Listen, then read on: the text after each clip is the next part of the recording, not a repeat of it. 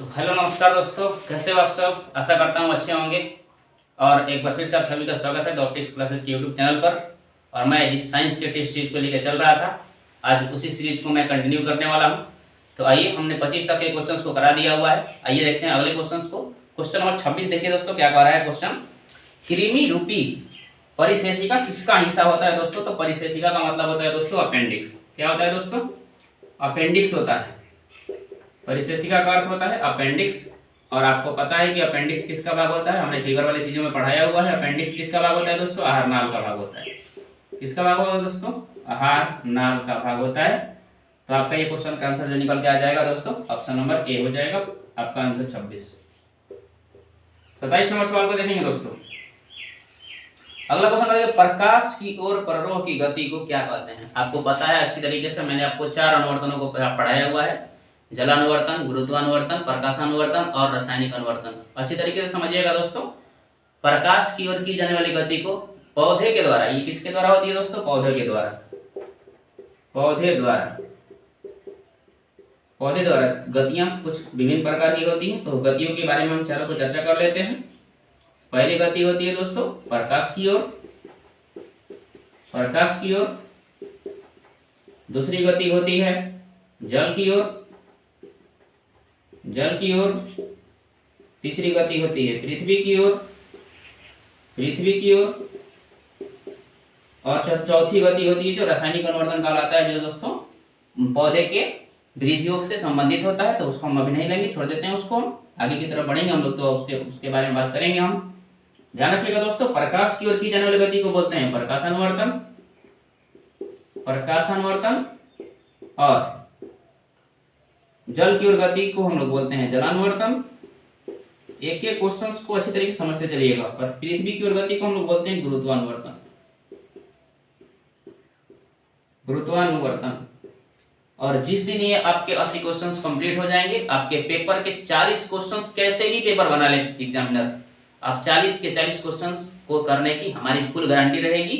कि आपको एक भी क्वेश्चन अगर छूट जाए तो हमसे बोलना कमेंट में कि ये भाई हमसे क्वेश्चन न छूट गया है। तो आइए देखते हैं अगला क्वेश्चन। आपको समझ में आ गया होगा, इसमें 4 अनुवर्तन दिए गए थे। रसायनानुवर्तन होता है जो हार्मोन काम करते हैं। रसायनानुवर्तन जो होते हैं दोस्तों, इसमें हार्मोन्स काम करते हैं। हार्मोन 5 प्रकार के होते हैं पौधे वाले। तो ये 5 हार्मोनों के क्रियान्वयन को दर्शाता है रासायनिक हार्मोन। ठीक है, तो इस अच्छी तरीके से ये क्वेश्चन आपको कंप्लीट हो गया होगा। फिर से एक बार देख लीजिए, प्रकाश की ओर गति को क्या कहते हैं दोस्तों। तो प्रकाश की ओर गति को हम बोलते हैं प्रकाशानुवर्तन। अर्थात इसका भी ऑप्शन कौन सही होगा दोस्तों, ए नंबर। अगला क्वेश्चन कहा गया है दोस्तों, देखिए ध्यान से, किससे बचने के लिए आयोडीन युक्त नमक प्रयोग करने की सलाह दी जाती है। तो आपको पता है कि आयोडीन की कमी से कौन सा रोग होता है दोस्तों। आपको अच्छी तरीके से पता है कि आयोडीन की कमी से कौन सा रोग होगा। तो आयोडीन की कमी से होता है दोस्तों घेंघा रोग। इसीलिए आयोडीन युक्त नमक खाने की सलाह दी जाती है ताकि हम घेंघा रोग से बचें। अगला क्वेश्चन कहता है मधुमेह। मधुमेह किसकी कमी से होता है। मधुमेह होता है दोस्तों इंसुलिन की कमी से। किसकी कमी से, इंसुलिन की कमी से। बात क्लियर हो गया होगा अच्छी तरीके से। किसकी कमी से मधुमेह होगा, इंसुलिन की कमी से। हाइपरटेंशन, उच्च रक्तचाप किसे कहते हैं, high blood pressure. High blood pressure मतलब हो गया कि रक्त दाब जब आवश्यकता से अधिक बढ़ जाए। रक्तचाप दब आवश्यकता से अधिक बढ़ जाए। रक्तचाप जब आवश्यकता से अधिक बढ़ जाए तो उसे हम लोग हाइपरटेंशन या उच्च रक्तदाब कहते हैं। हाई ब्लड प्रेशर, ध्यान रखिएगा दोस्तों। चारों ऑप्शन एलिमिनेट हो चुके हैं। फिर से एक बार देख लीजिए सभी। मधुमेह किसकी कमी से होगा, आयोडीन की कमी, इंसुलिन की कमी से होगा। उसके बाद आयोडीन की कमी से कौन सा, घेंघा हो जाएगा। इसीलिए हम लोगों को आयोडीन युक्त नमक खाने की सलाह दी जाती है। और दोस्तों ध्यान रखिएगा, ये जो हमारे पास आयोडीन युक्त नमक बनते हैं, आयोडीन युक्त नमक बनाने के लिए क्या क्या मिलाया जाएगा। तो ध्यान रखिएगा दोस्तों, NaCl प्लस KiO3 और दूसरा पॉइंट NaCl प्लस Ki, ये दोनों मिलाए जाते हैं। ध्यान रखिएगा, ये आपके क्वेश्चन क्लियर हो गए होंगे। अच्छी तरीके से देख लीजिए, NaCl plus KiO3, NaCl plus Ki, इसको नमक को आयोडीन युक्त बनाने के लिए मिलाया जाता है। इसमें मिलाया जाता है पोटेशियम आयोडाइड। क्या मिलाया जाएगा दोस्तों, पोटेशियम आयोडाइड। सारे क्वेश्चंस क्लियर हो गए होंगे। 4 क्वेश्चन हमने यहाँ पे बताया हुआ है, ध्यान दीजिए, बोल के मैं सुनाता हूँ, ध्यान दीजिएगा। यहाँ पे NaCl plus KiO3, NaCl plus Ki ये दोनों आएंगे। इसके बाद इसमें इसको कहते हैं पोटेशियम आयोडाइड कहते हैं।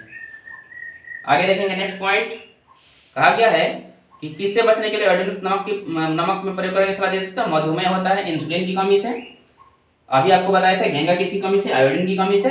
उसके बाद उच्च रक्तचाप को हम लोग हाइपरटेंशन बोलते हैं, और लास्ट ऑप्शन में इनमें से कोई नहीं है, तो उससे हमको कोई जरूरत है नहीं। चलते हैं दोस्तों अगले क्वेश्चंस की तरफ। आइए देखते हैं अगला क्वेश्चन क्या है। आपका अगला क्वेश्चन है, मनुष्य के कपाल तंत्रिकाओं की संख्या कितनी होती है? ध्यान दीजिएगा दोस्तों, मनुष्य के कपाल तंत्रिकाओं की जो संख्या होती है, मनुष्य के कपाल तंत्रिकाओं की संख्या होती है दोस्तों, क्वेश्चन नंबर ये कौन सा है? 29। तो मनुष्य में, आराम से समझने चलिए, मनुष्य में कपाल तंत्रिकाओं की संख्या, मनुष्य में कपाल तंत्रिकाओं की संख्या 31 जोड़ी होती है। कितनी जोड़ी? 31 जोड़ी होती है। कुछ ऐसे सवाल इससे जुड़े हुए सवाल अगला ऑप्शन में हुआ है 12 जोड़ी। तो ध्यान रखिएगा दोस्तों, हमारे शरीर में 12 जोड़ी जो चीजें पाई जाती हैं वो होती हैं पसलियां। 12 जोड़ी का मतलब हो गया 24 रिब्स पाई जाती हैं, पसलियां, पसलियों को हम लोग रिब्स कहते हैं, रिब्स। 12 जोड़ी पसलियां पाई जाती हैं। नेक्स्ट क्वेश्चन है, जो भी जोड़ी तो है नहीं कुछ, 10 जोड़ी से क्वेश्चन बन जाएगा कि कॉकरोच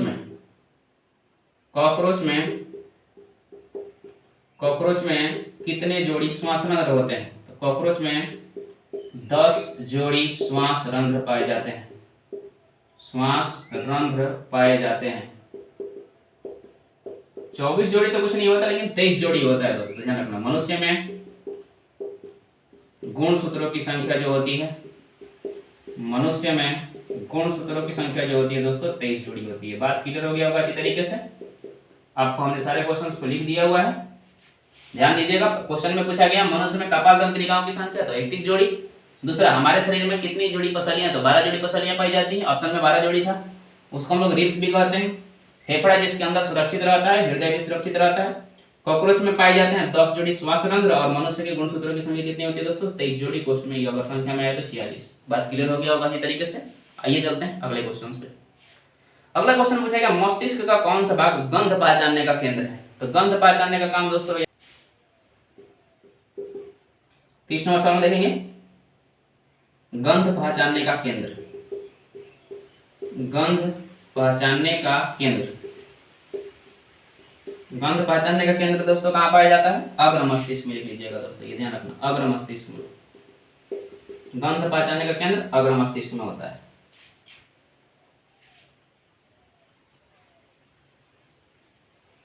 आगे देखेंगे, नेक्स्ट क्वेश्चन है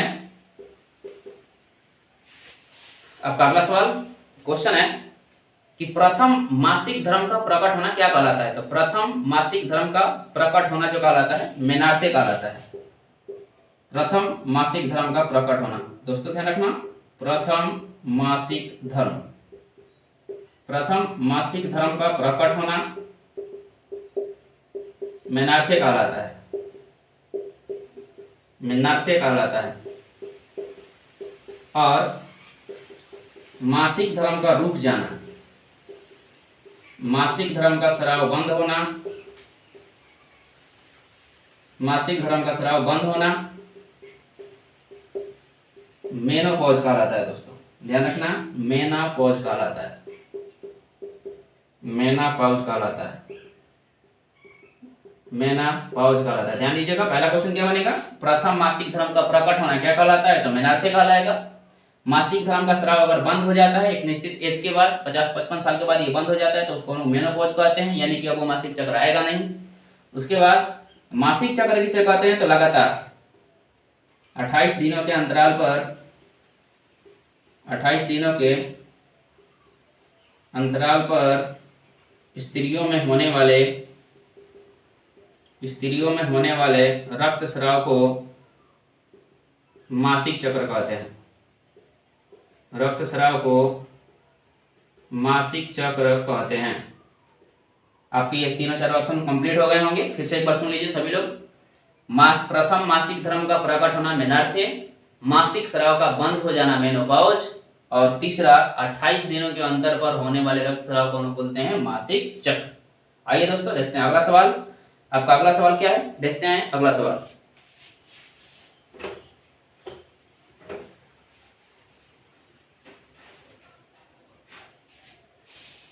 आते हैं अगले सवाल के ऊपर।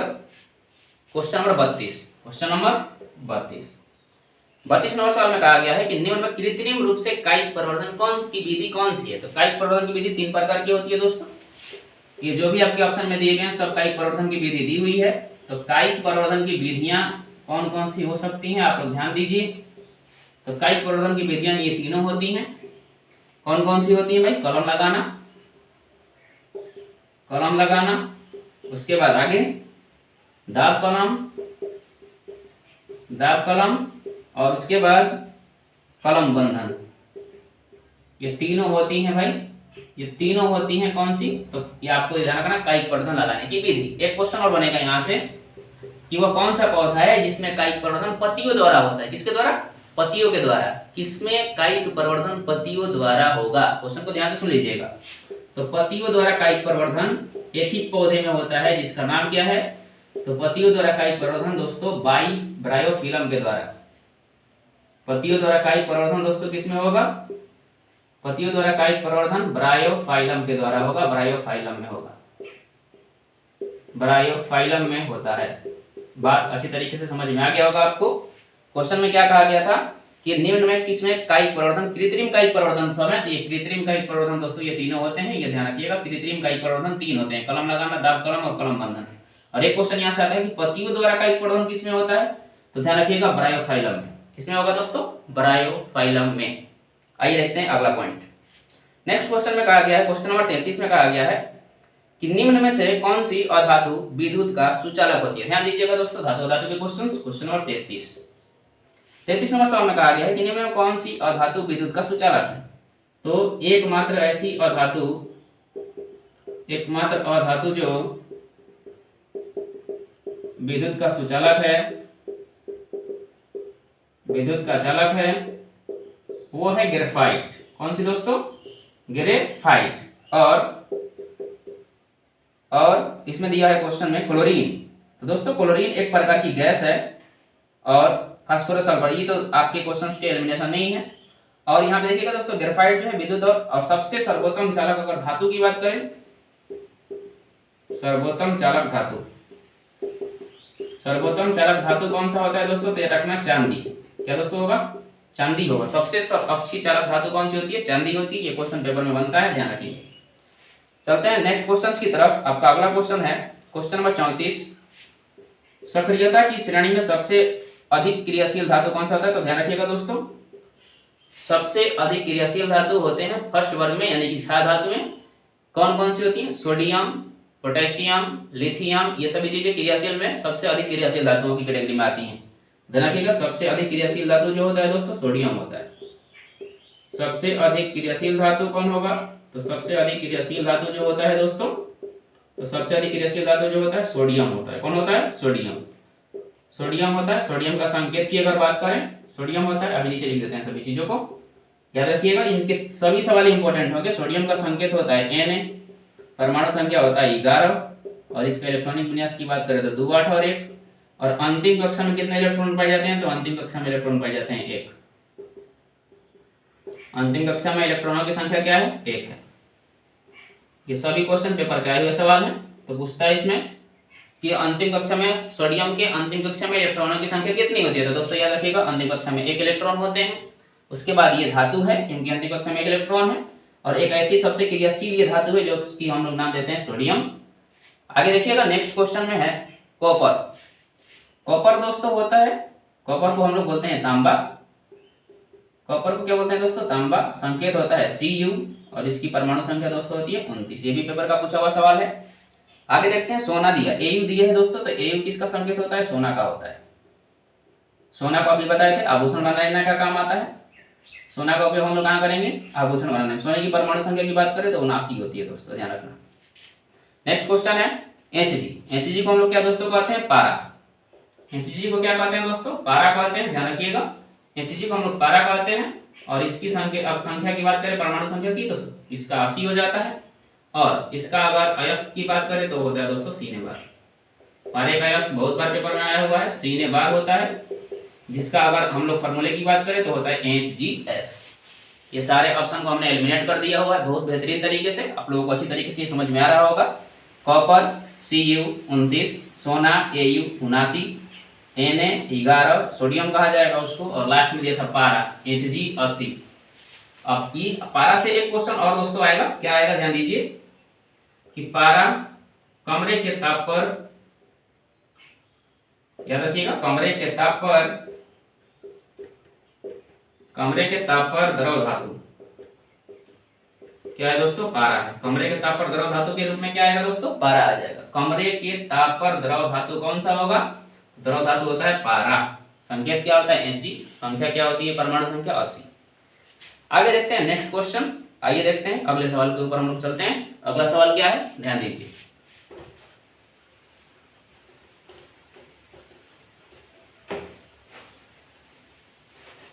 आपका क्वेश्चन नंबर कौन सा होगा दोस्तों, 35 नंबर सवाल में कहा गया सोना, शुद्ध सोना कितने कैरेट का होता है। चलिए सोने से 3-4 सवाल। शुद्ध सोना दोस्तों होता है, याद रखना, 24 कैरेट का। कितने कैरेट का होता है, 24 कैरेट का। ये 3 सवाल यहाँ से आते हैं। दूसरा सवाल क्या बनेगा, शुद्ध सोना 24 कैरेट होता है, सोने की शुद्धता किससे जांच करी जाएगी, ये भी पेपर में आता है सवाल। तो सोने की जो शुद्धता होती है दोस्तों, ध्यान रखिएगा, सोने की शुद्धता हॉलमार्क से जांच की जाती है। किससे जांच की जाएगी दोस्तों, हॉलमार्क से। तो सोने की शुद्धता जांच की जाती है हॉलमार्क से। उसके बाद अगला क्वेश्चन बनता है कि 22 कैरेट सोना जो होता है वो किस काम में आता है। तो आप ध्यान रखिएगा, ऐसे क्वेश्चन नहीं आएगा। क्वेश्चन आएगा कि आभूषण बनाने में कितना कैरेट सोना का उपयोग होगा। तो आप देखिएगा ध्यान से। तो आभूषण बनाने के लिए, आभूषण बनाने में 22 कैरेट, कितना कैरेट, 22 कैरेट सोना का उपयोग होता है। ध्यान रखिएगा, 22 कैरेट सोने का उपयोग होता है, 22 कैरेट सोने का उपयोग होता है। नेक्स्ट क्वेश्चन ये पूछेगा कि 18 कैरेट सोने में कितना परसेंट सोना है। तो याद रखिएगा दोस्तों, 18 कैरेट सोने के अंदर 75% सोना पाया जाता है। कितना परसेंट सोना पाया जाएगा, 75% सोना पाया जाता है।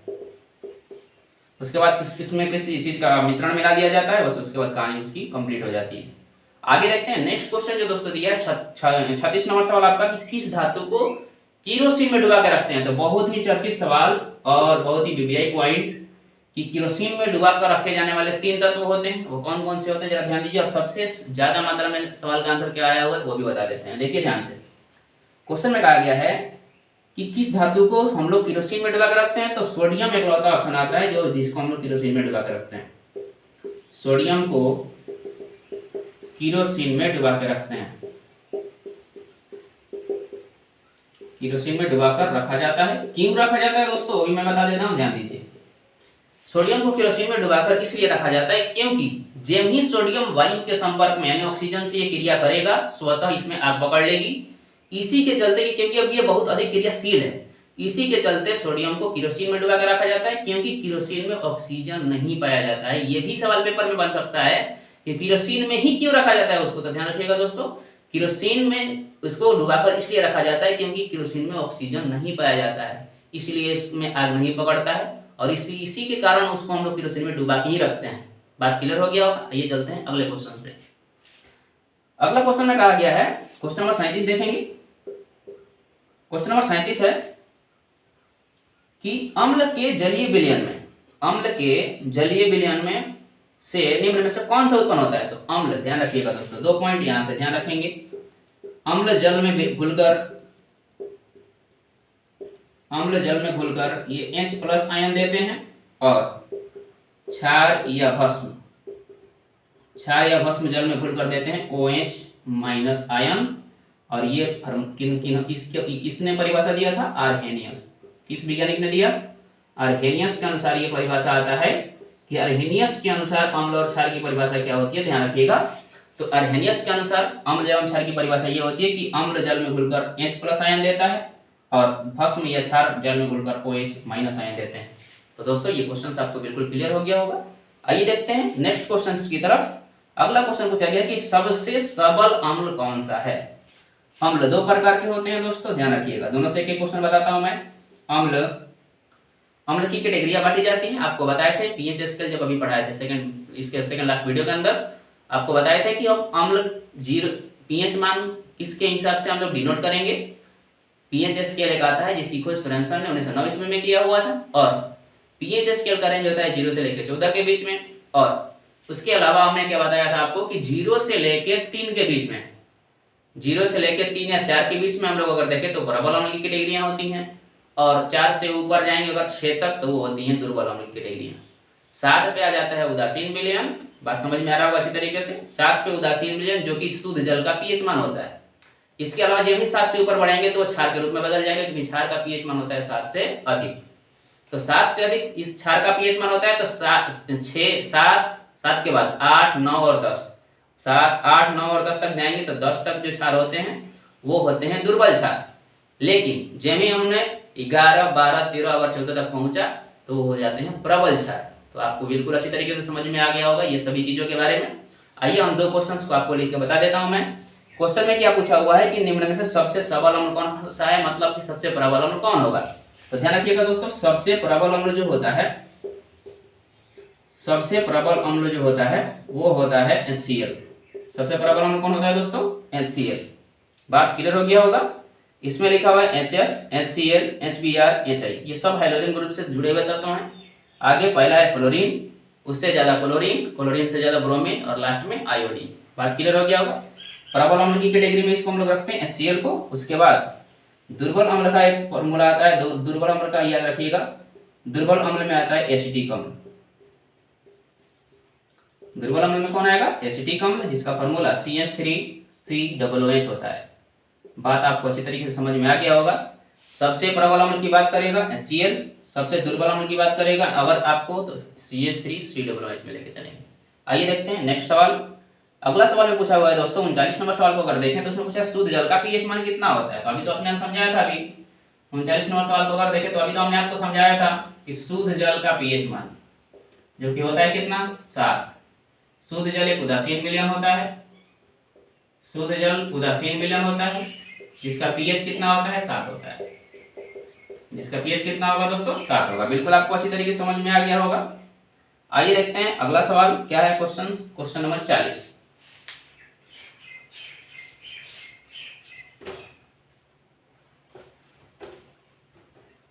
क्वेश्चन नंबर 40 को देखेंगे हम लोग। क्या लिखा हुआ है क्वेश्चन नंबर 40 में, लिखा हुआ है कि वह कौन सा पदार्थ का जलीय विलयन जो है नीले लिटमस पत्र को लाल करता है। आपको अभी समझाता हूं मैं, देखिए ध्यान से। इसमें ऑप्शन क्या है, अम्ल।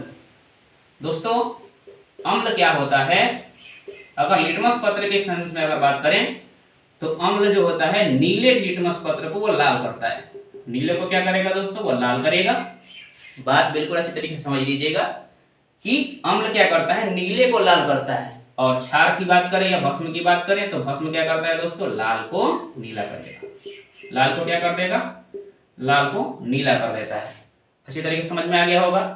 अम्ल नीले को लाल करता है, भस्म लाल को नीला करता है। ये लिटमस पत्र है दोस्तों, ये क्या है, लिटमस पत्र है। लिटमस पत्र है। क्वेश्चन पूछेगा लिटमस पत्र कहां से प्राप्त किए जाते हैं। सारे क्वेश्चंस को एक ही बार में हम लिख देते हैं, ध्यान दीजिए। क्वेश्चन पूछेगा लिटमस पत्र को कहां से प्राप्त करते हैं, तो लिटमस पत्र को लाइकेन से प्राप्त किया जाता है। लाइकेन से प्राप्त किया जाता है। लिटमस पत्र को लाइकेन से प्राप्त किया जाता है। लिटमस पत्र क्या होता है दोस्तों, सूचक होता है। ये सूचक किसका होता है, अम्ल और क्षार का। और इसके बाद पूछेगा बताइए लाइकेन क्या होता है दोस्तों, तो लाइकेन होता है दोस्तों कवक और शैवाल का सहजीवी संबंध। क्वेश्चन ये भी आया हुआ है पेपर के अंदर कि कवक एवं शैवाल का सहजीवी संबंध क्या होता है। तो कवक और शैवाल का सहजीवी संबंध जो होगा, कवक एवं शैवाल का सहजीवी संबंध होता है लाइकेन। अच्छी तरीके से आपको चीजें क्लियर हो गई होंगी। लवण होता है दोस्तों, ये ध्यान रखिएगा। अम्ल क्षार के बारे में तो बताया मैंने। लवण होता है अम्ल और क्षार की अभिक्रिया के फलस्वरूप, अम्ल और क्षार के अभिक्रिया के फलस्वरूप अभिक्रिया के फलस्वरूप लवण और जल बनते हैं, लवण और जल बनते हैं, और यह अभिक्रिया जो है वो उदासीनीकरण कहलाती है। यह अभिक्रिया उदासीनीकरण अभिक्रिया कहलाती है, ध्यान रखिएगा। क्वेश्चन पूछेगा कि लवण के बनने की अभिक्रिया को क्या कहते हैं, तो लवण के बनने में अम्ल भी भाग लेता है, क्षार भी भाग लेता है, और अम्ल और क्षार की अभिक्रिया का फलस्वरूप लवण और अंत में क्या बनते हैं, जल बनते हैं। ध्यान रखिएगा, यह अभिक्रिया उदासीनीकरण अभिक्रिया कहलाती है। दोस्तों अच्छी तरीके से समझ में आ गया होगा आपको, लवण और जल बनते हैं और यह अभिक्रिया उदासीनीकरण अभिक्रिया कहलाती है। अगर आप एग्जाम्पल लेना चाहें तो हम लिख देते हैं। एग्जाम्पल में जैसे हो गया NaOH जो कि क्षार है, HCl के साथ यदि अभिक्रिया करता है जो कि अम्ल है, बनेगा NaCl + H2O। ये हो गया क्षार, ये हो गया अम्ल, आगे क्या बना लवण, आगे क्या बना जल। आपको बिल्कुल अच्छे तरीके से चीज़ें क्लियर हो गई होंगी। तो आपके आज की ये 40 क्वेश्चन 40 तक के ये क्वेश्चन कंप्लीट होते हैं, और आज की क्लास में यहीं तक रोकूंगा। मिलते हैं अगले क्लास में, तब तक के लिए जय हिंद।